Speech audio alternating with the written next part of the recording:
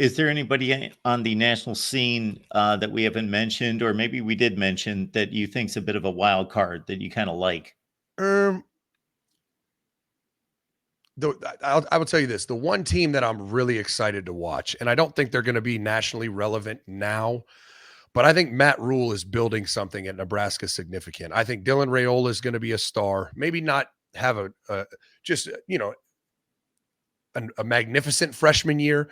But I've known him. I worked with him at Temple. I've known Matt forever, and he's one of the finest football coaches I've been around. And you watch, even just watch the micro content they put out. Like, he's so good at developing teams, cultures, rooms, and then some of the stuff they're doing, like sports science wise, with they put out their massive virtual reality training center where guys can get reps in the facility by themselves. Like, some of the stuff they're doing at Nebraska just makes me think he's really going to get that thing going.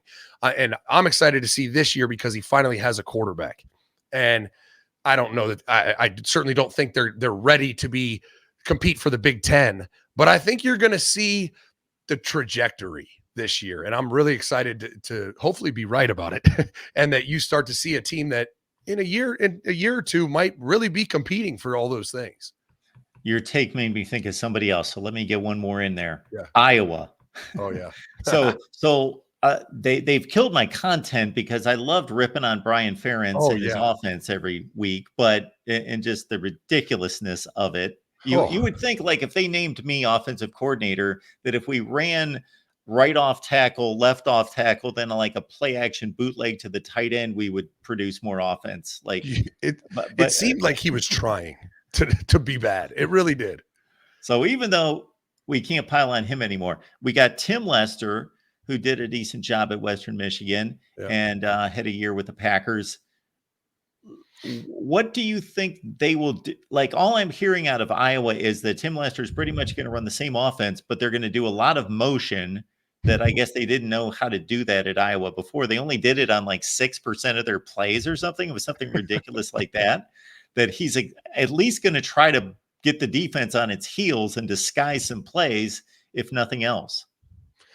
Yeah, I mean, anything will help at this point, right?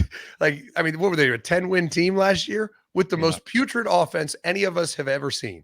So, like, just give them a little bit better product on the offensive side of the ball, and you're talking about this defense is going to be outstanding. And I think they have a chance to be a 10-win team again. I mean, it seems like they always are, and they've had a horrific offense. But I think it's going to be really cool because, kind of getting back to Ohio State to talk about Iowa. Ohio State, that's going to be a big test for Ohio State the week before Oregon. And I think it's one of those stress tests. You build a boat, you got to do stress tests. That's a stress test for Ohio State. I don't think it's a losable game because Iowa's not going to just all of a sudden become really good at offensive football. But for Will Howard and that offense, that's going to be a stress test. Like, they're going to have to face a top 10 defense.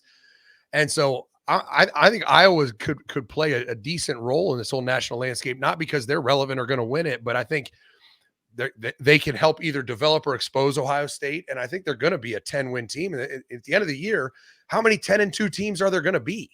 Like, could they sneak in a playoff at 10-2? Some there's going to be several that do. Will it be Iowa? We might get to see the worst offense in college football playoff history. Couldn't score a point in 3 games last year. Oh, it's just amazing. It was amazing.